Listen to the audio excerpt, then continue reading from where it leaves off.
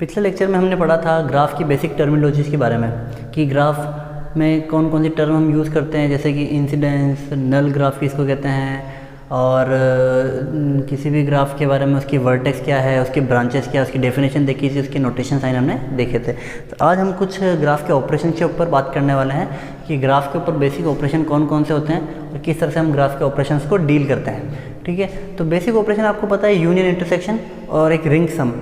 तो ग्राफ में यूनियन किसको बोलते हैं हम, कि किसी भी दो ग्राफ का यूनियन अगर हम लें, ठीक है, रिप्रेजेंटेशन साइन है उसका G1 यूनियन G2। जब भी हम किसी भी दो ग्राफ का यूनियन ले रहे हैं तो हमको एक नया ग्राफ मिलेगा G3। ठीक है, ओके, ये G3 ग्राफ क्या होगा, उस G3 ग्राफ में कोई खास बात, कुछ ऐसा स्पेशल तो है नहीं।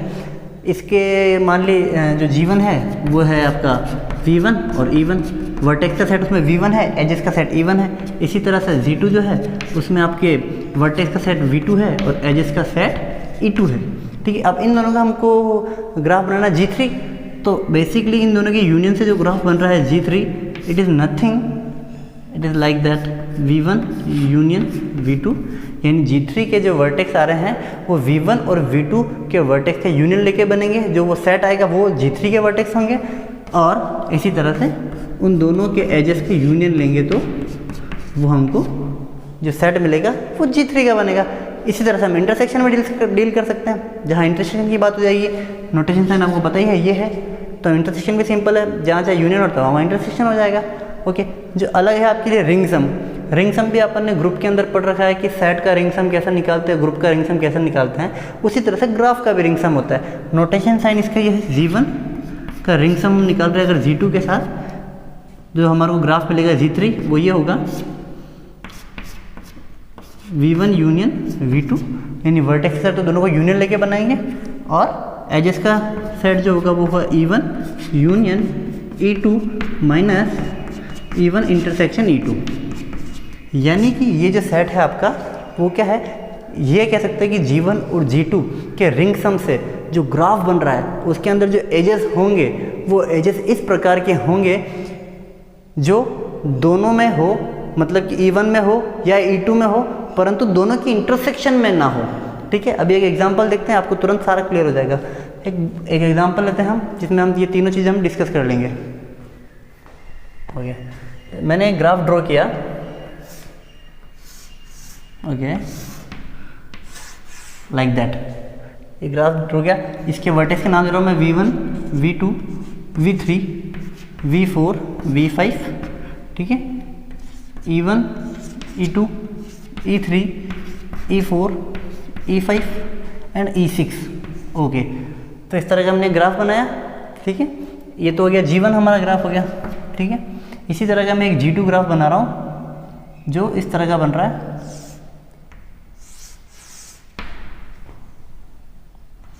V2, V3, okay, V6।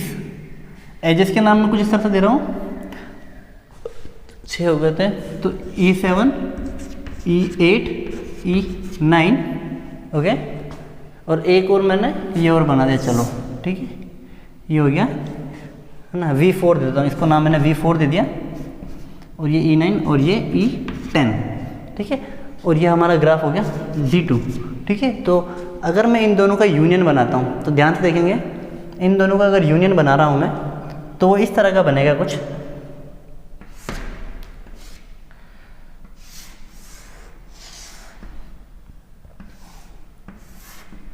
Okay, अब ध्यान देंगे, जो वर्टेक्सेस है वो मैं लिख नहीं रहा हूँ, पर आपको समझ में आ रहा है कि V2 और V3, यहाँ पे V2 और V3 है, पर E2 और E7 दो अलग अलग मैंने एजेस बनाए हैं, तो एक E2 और एक अपने आप में E7 भी हो जाएगा। ठीक है, साथ में, और ये V4, ये भी V4 है, तो ये दोनों भी जुड़ जाएंगे। तो ये तो हो गया आपका क्या, G1 यूनियन G2, वो ये ग्राफ बनेगा, कोई दिक्कत नहीं। अच्छा, इंटरसेक्शन की बात करूँ तो क्या होगा, इन दोनों का जब मैं इंटरसेक्शन लेता हूँ दोनों में क्या कॉमन दिख रहा है आपको। अच्छा, इंटरसेक्शन की बात कर रहे थे हम, तो हमको एज वर्टेक्स तो कॉमन मिल रहा है पर एज कोई भी कॉमन नहीं मिल रहा है, तो हम थोड़ा सा G2 को मॉडिफाई कर रहे हैं अपने हिसाब से, कोई दिक्कत नहीं। मैं इसमें ये भी जोड़ दिया। ठीक है, ये दोनों सेम, और इसमें ये V1 भी जोड़ दिया। ठीक है, यूनियन में कोई फ़र्क नहीं आएगा इसके करने से, बस आपने को क्या मिल जाएगा, इंटरसेक्शन का भी एक एग्जांपल मिल जाएगा, इसलिए मैंने उसको थोड़ा सा मॉडिफाई कर दिया। तो इंटरसेक्शन में अब क्या मिल गया आपको, V2 मिल गया, V3 भी मिल गया, ये V3 हो गया, इसी तरह से आपको V1 मिल गया। तो सॉरी ये एज नहीं है, ये एज E7 है, ये इसमें नहीं आएगा, E7 अलग है, E2 अलग है, ठीक है। इस तरह का आपको एक शेप मिल गया और एक साइड में अलग से V4 भी इंटरसेक्शन में है, तो आपको V4 भी मिल जाएगा कॉमन, कोई दिक्कत नहीं है। तो ये V4 और ये V1, ये E1 और ये E6, E1 E6, okay clear है। तो इस तरह से आपका इंटरसेक्शन वाला ग्राफ बन गया, ठीक है। अब हम रिंग सम देख रहे हैं। रिंग सम का जो ग्राफ होगा वो कैसा होगा, ठीक है। डेफिनेशन से देखेंगे कि दोनों के यूनियन वाले तो हमारे वर्टेक्स होने चाहिए, तो वर्टेक्स तो मैं इसी में बना रहा हूँ, तो वर्टेक्स तो हमारे दोनों के यूनियन वाले इसमें बने हुए हैं, परंतु एजेस कौन कौन से होने चाहिए, जो यूनियन में हो और इंटरसेक्शन में नहीं हो, या तो G1 में हो या G2 में हो, पर दोनों में कॉमन। तो दोनों में कॉमन कौन कौन से एजेस है, ये वाला एज और ये वाला एज, ये दोनों में कॉमन है, ठीक है। इसके अलावा और कोई कॉमन एज नहीं है ना, तो ये रिंग सम में कौन कौन से एज आएंगे, ये हट जाएगा, कॉमन एजेस जो भी हैं वो हट जाएंगे, इसके अलावा कोई कॉमन एज नहीं है। तो ये बन गया आपका यही डिज़ाइन, जो ड्रॉप ग्राफ है ये रिंग सम बन चुका है, ओके। तो ये क्लियर है। अब हम जो प्रोडक्ट, ग्राफ का प्रोडक्ट और उसके बारे में देखते हैं। तो हम प्रोडक्ट ऑफ ए ग्राफ समझेंगे कि ग्राफ का गुणन या ग्राफ का गुणा किसको बोलते हैं। प्रोडक्ट ऑफ ग्राफ बड़ी सिंपल सी चीज़ है, थोड़ी सी समझने वाली चीज़ है। डेफिनेशन मैंने इसको लिख दिया, आप पोज करके नोट डाउन कर सकते हैं कि इस G1 और G2 हमारे पास कोई दो ग्राफ है, तो उनका जो प्रोडक्ट होगा G1 क्रॉस G2, नोटेशन ये है, उस ग्राफ को कहेंगे जिसके वर्टेक्स का सेट होगा V1 क्रॉस V2। तो प्रोडक्ट सेट मैं आपको पहले सिखा चुका हूँ, तो आप देख लेना पुराने लेक्चर्स में। तो V1 क्रॉस V2 होगा उसका वर्टेक्स का सेट, और अगर उसके अंदर U1 V1, क्योंकि G1 और G2 आपको ऑर्डर्ड पेयर में आपको वर्टेक्सेस मिलेंगे, उसमें कोई दिक्कत ही नहीं है। तो U1 U2 and V1 V2 कोई दो वर्टेक्स हैं, तो उन दोनों के बीच में एज कब होगी, जब या तो U1 और V1 बराबर हो और U2 और V2 ग्राफ G2 का मेंबर हो, E2 सेट का मेंबर हो, या फिर U2 और V2 बराबर हो और U1 और V1 ग्राफ G1 में एक मेंबर हो एज, ठीक है। तो ये चीज़ मैंने लिखी है, आप समझेंगे बड़ा एग्जांपल से कोई भी। तो जैसे मैंने आपको दिया, आपके पास दो ग्राफ है, ठीक है। ये मेरा ग्राफ है, इसका मेंबर है U1 V1, ओके। एक ग्राफ मैंने ये बना लिया U2 V2 एंड W2, ठीक है। ये मेरा G1 है, ये मेरा G2 है, ओके। मैं G1 क्रॉस G2 बनाना चाह रहा हूँ, तो आप देखेंगे कि एक तो वर्टेक्स के सेट का पहले वो कर लेते हैं अपन, V1 क्रॉस V2। तो G1 क्रॉस G2 के लिए सबसे पहले इसका वर्टेक्स सेट क्या होगा, V1 क्रॉस V2। तो U1 U2 एक वर्टेक्स तो ये होगा, ओके। फिर U1 का U1 V2 एक वर्टेक्स ये होगा आपका, ठीक है। यहाँ बनाता जा रहा हूँ मैं। एक आपका U1 W2, U1 W2, ये तीन वर्टेक्स तो ये, ओके। V1 के लिए हम कह देते हैं V1 एंड U2, एक V1 V2 V1 W2, ठीक है। ये आपके तीनों वर्टेक्स हो जाए, इसमें कोई दिक्कत ही नहीं। अब मैंने क्या कहा, ये तो वर्टेक्स का सेट हो गया, आपको दिख रहा है इसमें दो मेंबर है, इसमें तीन वर्टेक्स है, 2 × 3 V1 × V2 में 6 मेंबर होंगे, 6 मेंबर आपको मिल गए। अब ग्राफ ड्रॉ कैसा होगा, उसके लिए मैंने क्या लिखा कि दो as U1 U2 and V1 V2 के बीच में दो वर्टेक्स में एज होगा, कब होगा, या तो दोनों सेम हो पहले और दूसरे वाले दो जो हो वो दूसरे ग्राफ के मेंबर हो। तो हम देखेंगे U1 और V1 सेम नहीं है, ठीक है। U2 और V2 सेम है, ओके। तो U2 और U2 ये सेम है, और U1 और V1 क्या G1 का मेंबर है, U1 और V1 G1 का मेंबर है, तो दोनों को ऐड कर देते हैं, जोड़ देते हैं, कोई दिक्कत नहीं। इसी तरह से V2 U1 V1 मेंबर है, ये एज बन गया। W2 U1 V1 मेंबर है, एक एज ये बन गया, कोई दिक्कत ही नहीं है, ओके। इधर है U1 और U1 सेम है, और U2 और V2 के इसमें मेंबर है, U2 और V2 इसमें एज है, कोई दिक्कत नहीं, इसको जोड़ दिया। इस तरह U1 बराबर है V2 और W2 W2 इसका मेंबर है, ये जुड़ गए, कोई दिक्कत ही नहीं। इसी तरह से आप देखेंगे तो ये और ये भी जुड़ गए, ठीक है। ओके, तो ये आपको प्रोडक्ट सेट मिल गया आपको। अच्छा, क्या यहाँ एज आएगा क्या? ये वाला एज, ये एज नहीं आएगा, क्योंकि U1 और V1 ये भी डिफरेंट है, और U2 और V2 ये भी डिफरेंट है। U1 और V1 इसका मेंबर है, और U2 और V2 इसका मेंबर है, तो ये इसमें नहीं आएगा। हाँ, पर ये कंपोजिशन में आएगा। कंपोजिशन की डेफिनेशन थोड़ी सी डिफरेंट होती है, ठीक है, तो उसमें आप देखेंगे तो उसमें मिलेगा। पर ये प्रोडक्ट सेट आपका कंप्लीट हो गया। इसको बोलेंगे आप G1 क्रॉस ओके G2, ठीक है। अब ये प्रोडक्ट ऑफ ए सेट आपको समझ में आया होगा, हमने क्या करा, किस तरह से प्रोडक्ट निकाले। आप भी कुछ ग्राफ अलग अलग लेके उनके प्रोडक्ट आप निकाल सकते हैं एक्सरसाइज के लिए। अब हम पढ़ेंगे कॉम्प्लीमेंट्री ऑफ ए ग्राफ। हमने complementary of a set, complementary of a group तो हमने पढ़ लिया कि कोई होल सेट लेते हैं, यूनिवर्सल सेट, उसमें हम कोई सेट डिफाइन करते हैं, तो सेट का जो कॉम्प्लीमेंट्री होता है वो क्या होता है, उस होल सेट में से, यूनिवर्सल सेट में से उस सेट को माइनस करके हम उसका कॉम्प्लीमेंट्री निकालते थे। कॉम्प्लीमेंट्री फंक्शन भी पढ़ा है हमने। अब ग्राफ, कॉम्प्लीमेंट्री ग्राफ में कुछ सिमिलर सा वैसा ही है कि कोई भी ग्राफ है हमारा G, तो इसका कॉम्प्लीमेंट्री ग्राफ जो होगा G डैश या G बार भी लिखते हैं, ठीक है। तो G बार, G का कॉम्प्लीमेंट्री कब होगा, जब दोनों में वर्टेक्स तो सेम हो, परंतु U और V G बार में एडजेसेंट होंगे, यानी जुड़े हुए होंगे। दो वर्टेक्स कोई भी है जो G बार में जुड़े हुए होंगे तब वो जबकि वो दोनों इसमें जुड़े हुए नहीं होने चाहिए, यानी कि जो भी इसमें जुड़े हुए हैं वो इसमें जुड़े हुए नहीं होंगे, ठीक है। तो अल्टीमेटली जब G और G बार को हम दोनों को मिलाते हैं तो हमको एक कंप्लीट ग्राफ मिलता है। कंप्लीट ग्राफ में क्या होता है, हर एक वर्टेक्स से जुड़ा हुआ होता है, बचे हुए सारे वर्टेक्स से, है ना। तो देखते हैं एक एग्जांपल से, फटाफट क्लियर हो जाएगा आपको। ओके, मेरा ये एक ग्राफ लिया, ठीक है। अब इसका मेरे को कॉम्प्लीमेंट्री बनाना है, इस ग्राफ का कॉम्प्लीमेंट्री ग्राफ, स्टार ग्राफ का कॉम्प्लीमेंट्री ग्राफ क्या होगा आपको दिख रहा है, ठीक है। क्या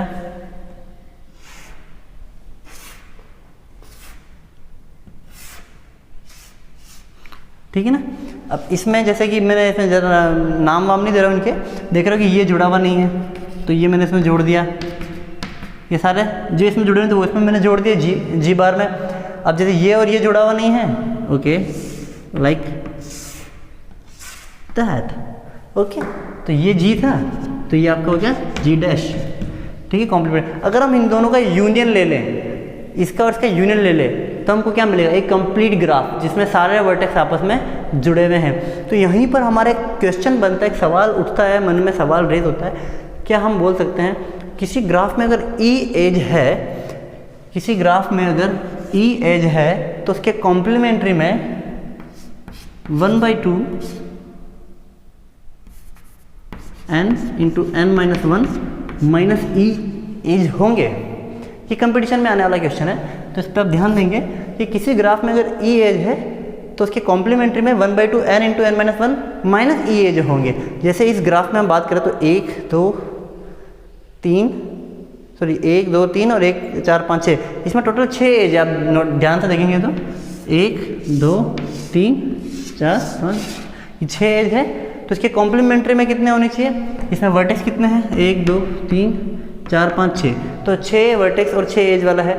तो 1/2 वर्टेक्स की जगह पे हमने क्या लिखा, 6 n माइनस 1 यानी 5 और माइनस 6 एज यानी गए तो 15 में से आपके 6 गए तो यानी 9। तो क्या इसमें 9 एज हैं, हम देखें तो देखो 1 2 3 4 5 6 7 8 और 9, ठीक है। तो आपको मिल गया 9 एज। तो कभी भी इस तरह का सवाल आए तो हमको इससे सॉल्व करना है कि अगर अब n वर्टेक्स वाला कोई ग्राफ है जिसमें E एज है तो उसके कॉम्प्लीमेंट्री में 1/2 n into n minus 1 minus E edge होंगे। अब बड़ा सिंपल है, किसी भी कंप्लीट ग्राफ में कितने एज होते हैं, किसी भी कंप्लीट ग्राफ में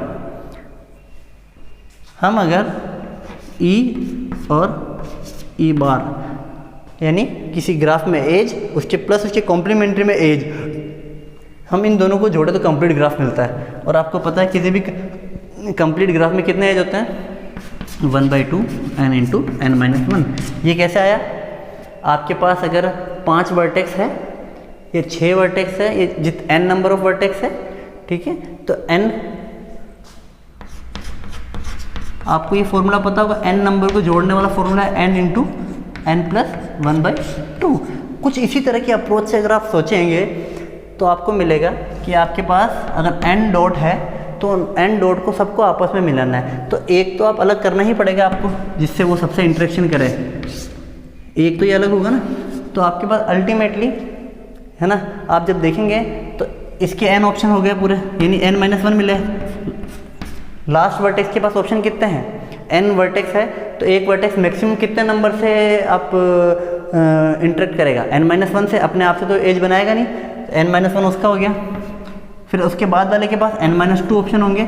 ऐसे करते करते हम कहाँ तक पहुँचेंगे, 1 तक, 3 2 1 लास्ट में। जब इनको जोड़ोगे तो आप क्या आएगा, n इंटू एन, n-1 तक है, n इंटू n-1/2।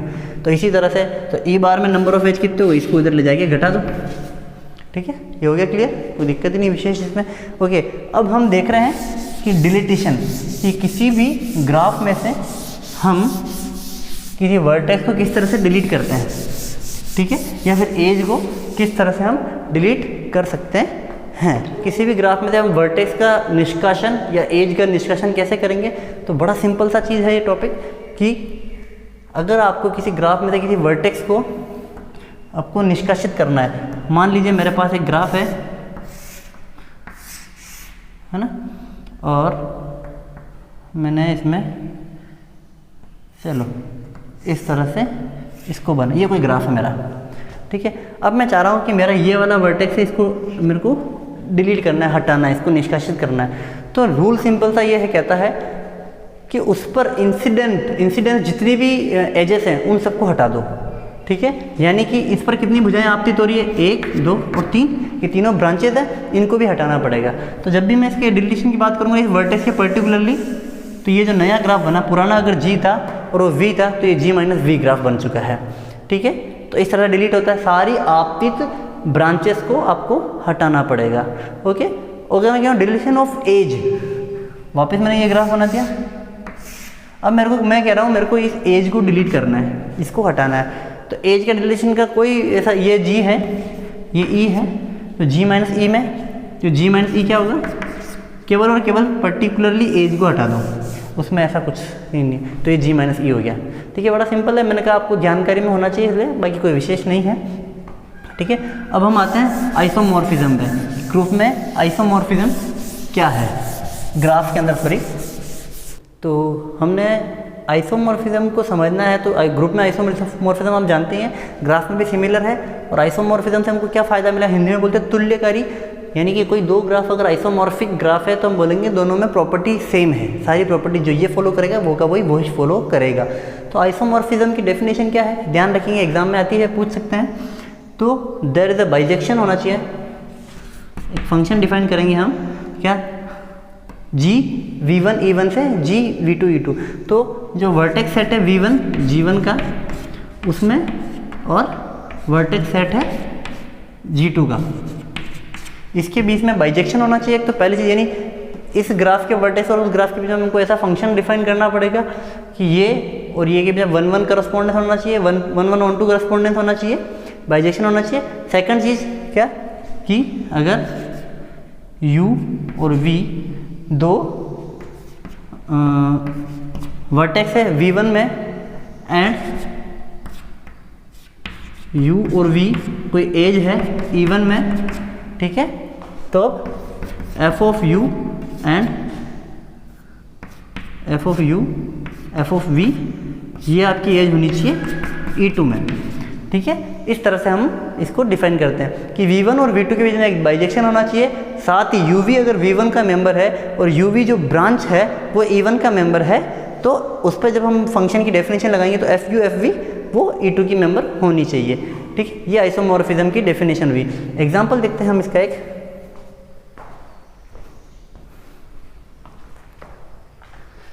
ओके। तो इसका एग्जांपल कुछ इस तरीके से है,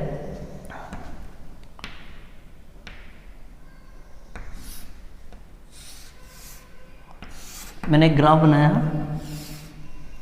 A B C D, okay, x1 x2 x3 x4 x5, ये एजेस के नाम है, ये वर्टेक्स के नाम है। तो इसका आइसोमॉर्फिक ग्राफ बना रहे हैं हम, ध्यान से देखेंगे आप। इस तरह से। ओके, शीर्ष के नाम 1 2 3 4। ओके, सबसे पहले तो हम देखेंगे कि कौन सा वर्टेक्स किस पर मैप हो रहा है। ठीक है, सबसे पहले तो देखेंगे आप वर्टेक्स के बीच में जो बाइजेक्शन होना चाहिए वो डिफाइन कर रहा हूँ मैं फंक्शन की मैपिंग। जो आपका ए है, ठीक है, ए जो है वो आपका 2 है इस वाले ग्राफ में। G1 में जो ए है वो G2 में 2 है। ओके, जो बी है वो क्या होगा इसका, वो बी आपका जो हो जाएगा वो हो जाएगा 4।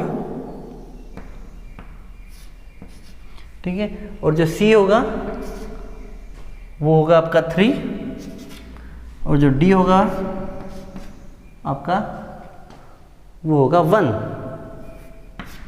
ठीक है, अब आप ये देख रहे हो ये कैसे हुआ, तो बड़ा सिंपल सा लॉजिक है, समझना। आइसोमॉर्फिज्म का मतलब तो तुल्यकारी, तो जो प्रॉपर्टी इसकी है जो प्रॉपर्टी इसकी भी होनी चाहिए। ठीक है, अब यहाँ ए की डिग्री कितनी दिख रही है आपको, 3, तो ये 3 डिग्री का कौन सा दिख रहा है मेरे को, एक तो ये और एक ये। ठीक है, तो वो भी हो सकता था, ये भी हो सकता था। अब आगे समझेंगे कि वो ही क्यों हुआ। तो ए गया 2 पे, बी 2 डिग्री का है, तो मेरे को 2 डिग्री का ये भी दिख रहा है, ये भी दिख रहा है, तो मैंने यही क्यों लिया, अभी समझेंगे बाद में। तो ये 2 डिग्री 3 डिग्री से मैंने ये तो मैप कर दिया। अब x1 जो है वो ए और बी के बीच में है। ठीक है, ए और बी के बीच में, तो 2 और 4 के बीच में नया कौन सा होगा, 2 और 4 के बीच में ये आपको हो गया y1। ठीक है, ओके, x4 है बी और सी के बीच में। ठीक है, तो बी और सी यानी 4 और 3 के बीच में आप देखोगे आपको मिलेगा y4। 4 और 3 के बीच में आपको मिल गया y4। ठीक है, ओके, इसी तरह से DC के बीच में x5 है, तो 1 और 3 के बीच में आप 1 और 3 के बीच में ये वाला हो गया आपका y5। ठीक है, A और C के बीच में x3 है, तो 2 और 3 के बीच में देखो आप 2 और 3 के बीच में ये हो गया y3। ठीक है, ओके, लास्ट वन x2 है ना, तो x2 है A और D के बीच में, तो 2 और 1 के बीच में, 2 और 1 के बीच में हमने y2। तो इस तरह से इसको हम डिफाइन करेंगे। ठीक है, तो एक आइसोमॉर्फिज्म है। तो आप देखेंगे इसमें कि सेम डिग्री के ग्राफ भी सेम है, 4 वर्टेक्स इसमें भी है, 4 वर्टेक्स इसमें भी है, 5 एज इसमें है, इसमें भी 5 एज है, इसमें 3 डिग्री के 2 हैं, उसमें भी 3 डिग्री के 2 हैं, इसमें 2 डिग्री के 2, उसमें भी 2 डिग्री के 2 हैं। तो इस तरह से हम ग्राफ का आइसोमॉर्फिज्म डिफाइन किया हमने कि V1 और V2 के बीच में हमने 1 1 ऑन टू करस्पॉन्डेंस बता दी। 1 1 मैपिंग है, दिख रहा है आपको, हर एक की हर यूनिक इमेज है। और एज जो A और B का अगर एज इसमें है तो f ऑफ A और f ऑफ B निकालो आप, यानी 2 और 4 उसके बीच में उसमें भी एज है। तो इस तरह से आइसोमॉर्फिज्म आपका डिफाइन हो गया। ठीक है, ओके, तो मैं आपको एक नेसेसरी कंडीशन बताता हूँ आइसोमॉर्फिज्म की, कि नेसेसरी कंडीशन क्या है, जो सफिशिएंट नहीं है वो हम एग्जांपल से प्रूफ करेंगे कि why it is not sufficient. तो सबसे पहले नेसेसरी कंडीशन क्या है कि नंबर ऑफ वर्टिसेस दोनों ग्राफ में G1 और G2 में बराबर होने चाहिए, अभी हमने देखा था एग्जाम्पल में। और सेकंड चीज़, नंबर ऑफ एजेस दोनों में बराबर होने चाहिए। ठीक है, थर्ड चीज़, नंबर ऑफ डिग्री वाले, number of vertices who has equal degree, वो दोनों में बराबर होने चाहिए। अभी हमने देखा 3 3 डिग्री उसमें भी 2 थे, 2 2 डिग्री के भी 2 थे। तो ये तो नेसेसरी कंडीशन है। ठीक है, पर ये सफिशिएंट नहीं है। इसको हम देखेंगे अभी कैसे, कि हम एक एग्जांपल लेते हैं। क्या कि हम एक ग्राफ बनाया मैंने जिसमें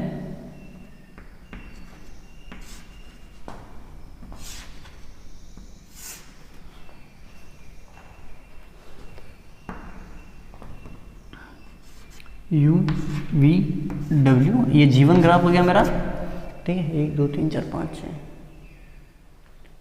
ठीक है, और एक ग्राफ मैंने बना दिया ये।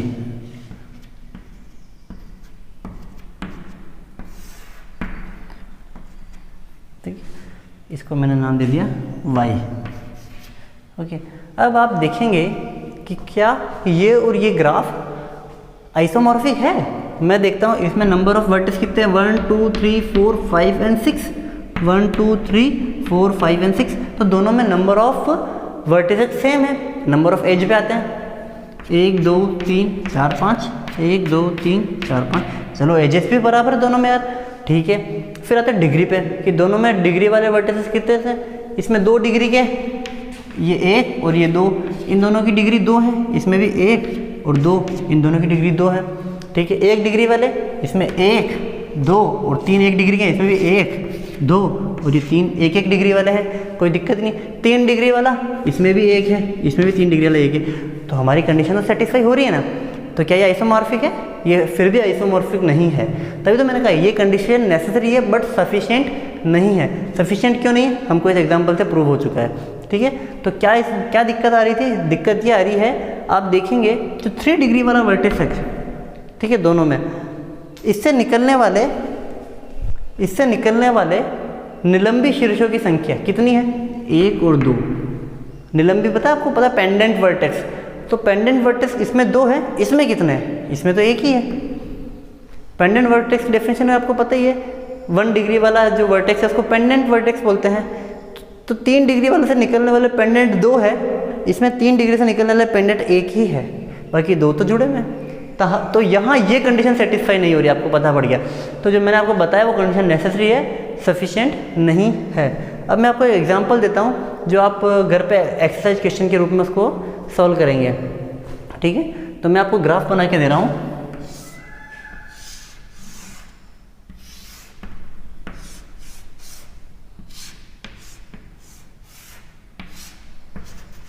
जीवन है आपका और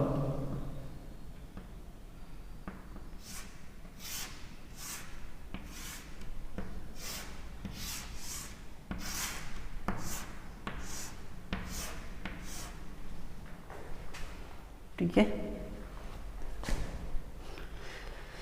1 2 3 4 ओके। तो ये जीवन है और ये G2 है। अब ये दोनों ग्राफ मैं आपको बता रहा हूँ, ये दोनों आइसोमॉर्फिक हैं। आपको इसमें 1 1 1 2 कॉरेस्पॉन्डेंस फाइंड करनी है, इसका नेम भी डालना है, इसके नेम भी डालना है और कमेंट बॉक्स में मुझे आंसर आप देना है आपको ना। ठीक है, दोनों का नामांकन करना है और इनका 1 1 1 2 कॉरेस्पॉन्डेंस क्या है इसका आंसर आप मुझे देंगे। ये आपके लिए आज का असाइनमेंट है। ठीक है, मिलते हैं अगले लेक्चर में जहाँ हम फ्यूजन वगैरह कुछ एक और ग्राफ की प्रॉपर्टीज़ की चर्चा करेंगे।